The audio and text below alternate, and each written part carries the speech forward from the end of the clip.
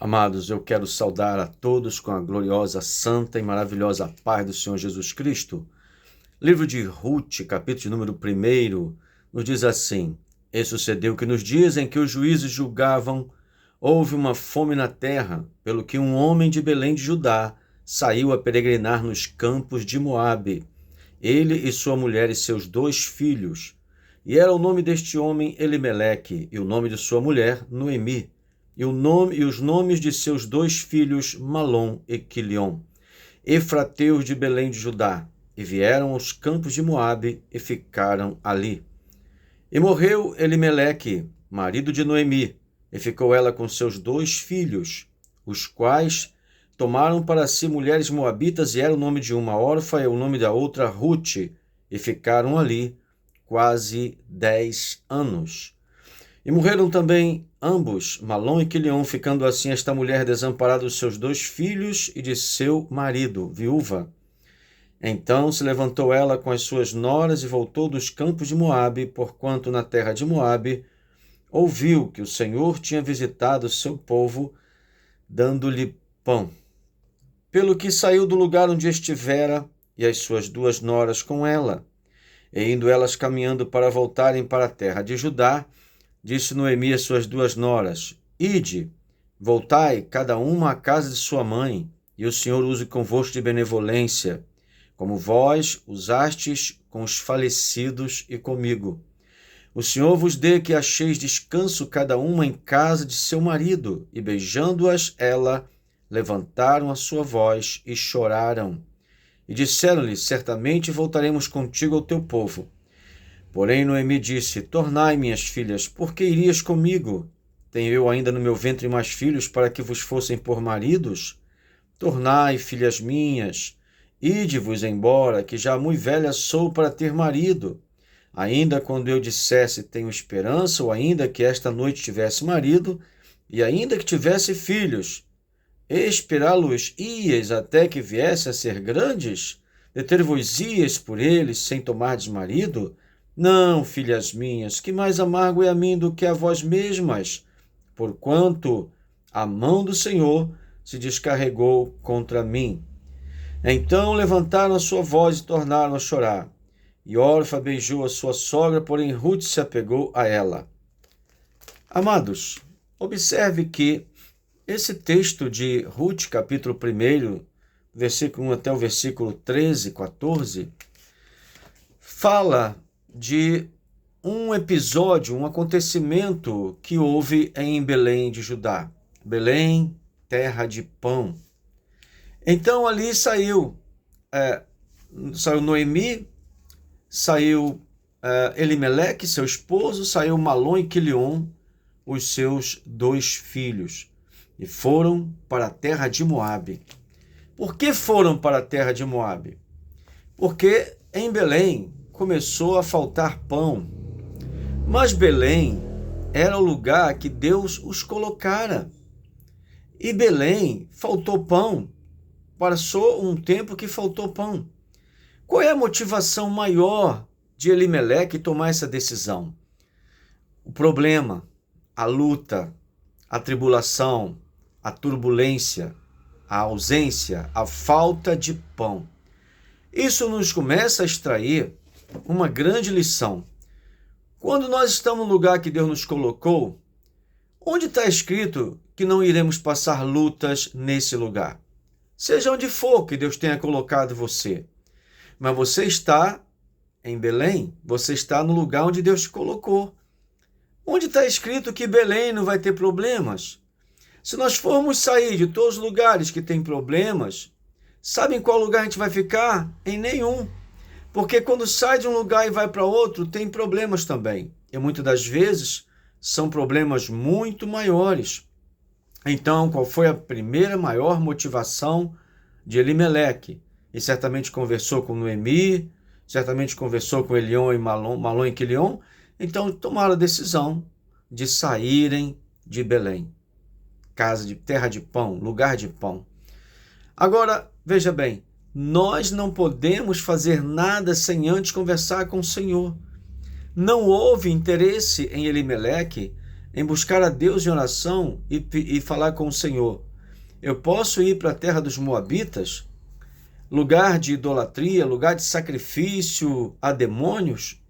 Será que eu posso ir para lá? Então, Elimeleque estava completamente fora da direção de Deus. E, infelizmente, Noemi foi junto, Malom e Quilion também. Então, o que acontece? Quando nós tomamos decisões para nós sairmos da posição que Deus nos colocou, para nos dirigir a um lugar que Deus não foi comunicado, que não foi aprovado, temos que agir como servos. Servos não podem ser autocratas, governarem-se a si mesmos. Servo obedece o seu senhor. Muito bem, a terra, de um modo geral, é lugar de tribulação, é lugar de aflição. Onde você for colocado, tem aflição, tem tribulação, tem perseguição, tem injustiça, tem calúnia, não importa. Todos os lugares sempre vai ser algum tipo de problema. Agora, o pior lugar é o lugar que você fica pela sua própria decisão e você não participa a Deus, não consulta a Deus, não ora a Deus, não pede sinais a Deus. E Elimeleque fez isso, e ele foi para a terra de Moabe, juntamente com toda a sua família. Cerca de 10 anos ficaram ali, nesse período de tempo. Elimeleque morreu, certamente ficou doente. Malom morreu, Quilion morreu. Os dois filhos de Elimeleque e de Noemi morreram. Agora tínhamos Noemi viúva, Ruth viúva e Orfa viúva. Todas as 3 mulheres viúvas. E agora, de repente, veio a notícia de que em Belém agora tem pão. Aí o que elas fizeram? Então Noemi, ela tomou a decisão de voltar para Belém. Só que ela deu um conselho para Ruth e também para Orfa, que elas voltassem para suas terras, se casassem. Certamente ainda tinha uma idade boa para se casar. Mas Orfa até que não brigou muito por isso e voltou. Mas Ruth, não. Ruth falou, olha, para onde tu fores eu irei. Teu Deus será o meu Deus, o teu povo será o meu povo. Então Ruth foi com Noemi. Agora, o que me chama a atenção é algo que também está acontecendo na vida de muitos crentes que raciocinam como Elimeleque. As motivações que levam pessoas a tomarem decisões são as lutas, são as perseguições. Mas o Senhor falou para nós que no mundo teríamos aflições, mas temos que ter bom ânimo. Por quê? Porque as aflições, elas são aquilo que nos faz ser fortes. Na hora da aflição, na hora da luta, na hora do enfrentamento contra o nosso adversário, veja bem, em uma guerra, no enfrentamento corpo a corpo, o que acontece com o soldado? Ele tem que exercitar os seus músculos e tem que exercitar as suas armas, a espada, o escudo, os movimentos corporais, e tem que se defender dos golpes e tentar aplicar um golpe que seja fatal para o adversário ser derrotado. Nós fomos chamados para derrotar 3 adversários. 3. Quais são eles? Nosso próprio ego é um adversário que temos que lutar e vencê-lo todos os dias. O outro adversário é o inimigo das nossas almas, o diabo. O outro adversário é o mundo, com as suas ideologias, com os seus formadores de opiniões, o mundo com suas persuasões pecaminosas. O mundo jaz no maligno. Então nós temos que lutar. Agora, um detalhe. Muitas pessoas estão tomando decisões baseadas nas aflições. Decisões de tentar fugir, de tentar encontrar um escape, de tentar encontrar um atalho. Não quer enfrentar, quer simplesmente fugir da luta. O Senhor não nos chamou para fugirmos da luta. Sabe quando que você fica forte? Você fica forte na luta. Você fica forte no deserto. Você fica forte na perseguição. Você fica forte quando te fazem injustiça. Você fica forte quando te humilham. Você fica forte quando te boicotam. Por quê? Porque na hora do enfrentamento é nos momentos em que você vai ver se você está realmente preparado para lutar. Então é necessário que você aceite o desafio. É necessário que você, eu, o crente, não desista de ficar em Belém. Em Moabe só tem morte. Em Moabe só tem derrota. Em Moabe só tem sofrimento, choro, pranto. Então não saia de Belém. Está faltando pão, mas o pão vai voltar, vai chegar. Muitas das vezes Deus permite que algumas coisas faltem, que algumas coisas aconteçam, não é para nos castigar, nem para nos humilhar, nem para nos maltratar, mas para nos fortalecer. Porque é só e somente só nas lutas e no deserto que nós somos fortalecidos. Nunca seremos fortalecidos na vida espiritual se não houver lutas, se não houver enfrentamentos. Como que vencemos a tristeza? Como que vencemos a angústia? Como que vencemos a solidão? Como? É uma guerra que nós travamos de joelhos e com muita fé no Senhor Jesus. Porque muitas das vezes as pessoas procuram psicólogos, procuram agentes de saúde para começarem a ser viciados em Rivotril, começarem a ser viciados em Lexotan, começarem a ser viciados em outros psicotrópicos. Mas não é esse o nosso objetivo. Nós podemos vencer tudo isso com fé no Senhor Jesus.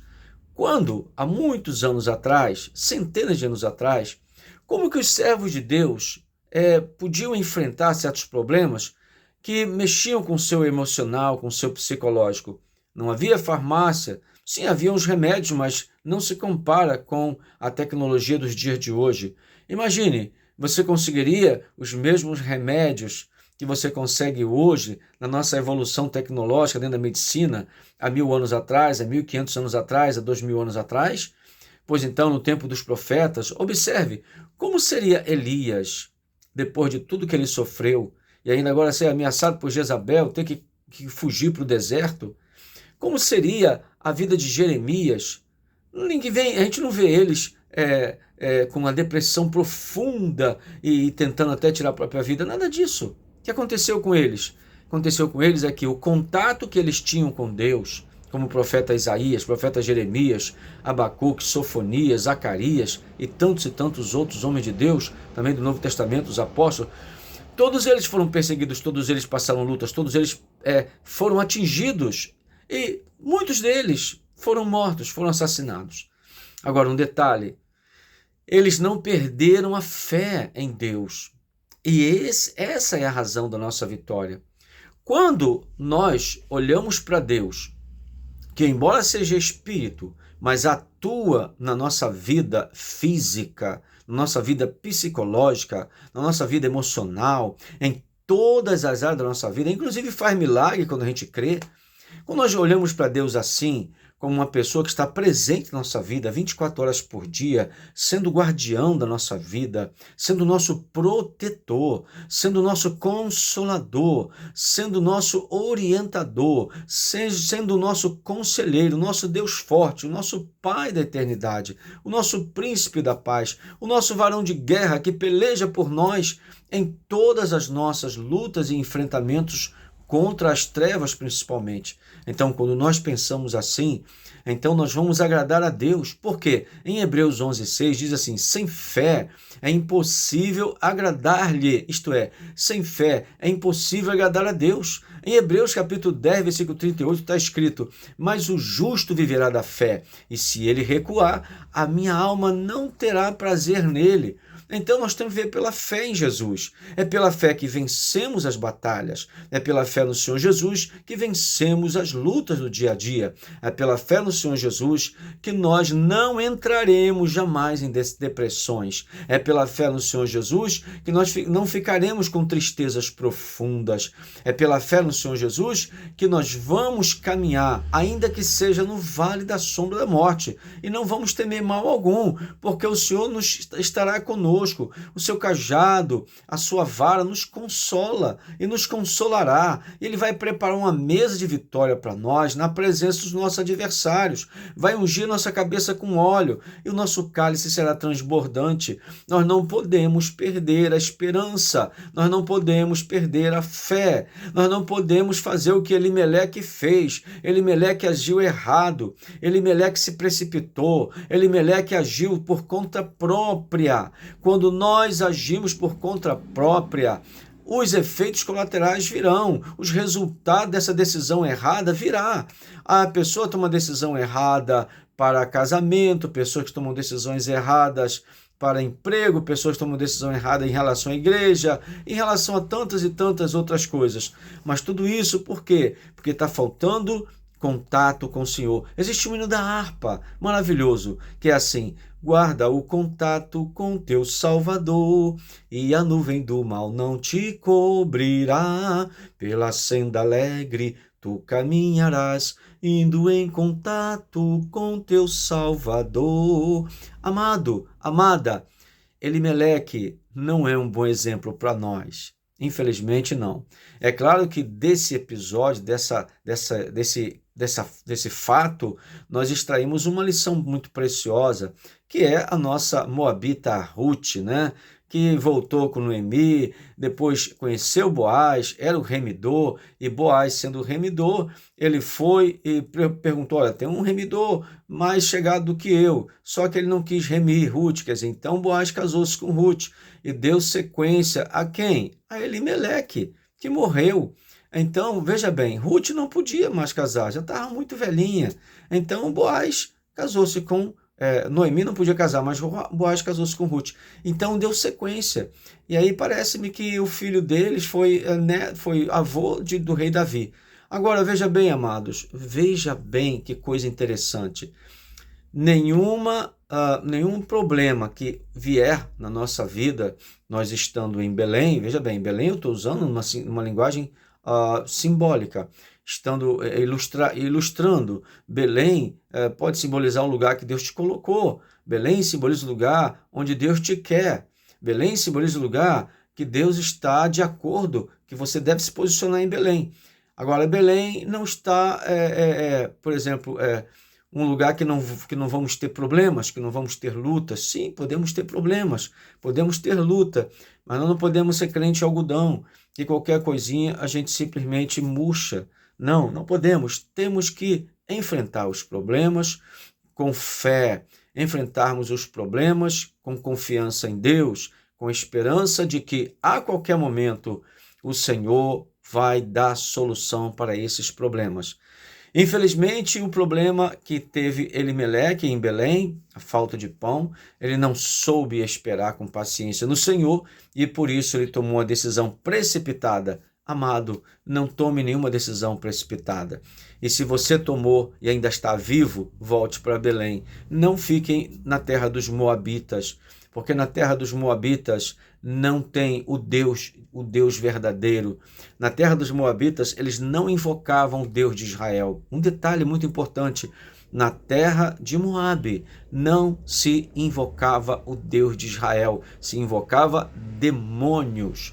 Por isso, nós não podemos sair de Belém.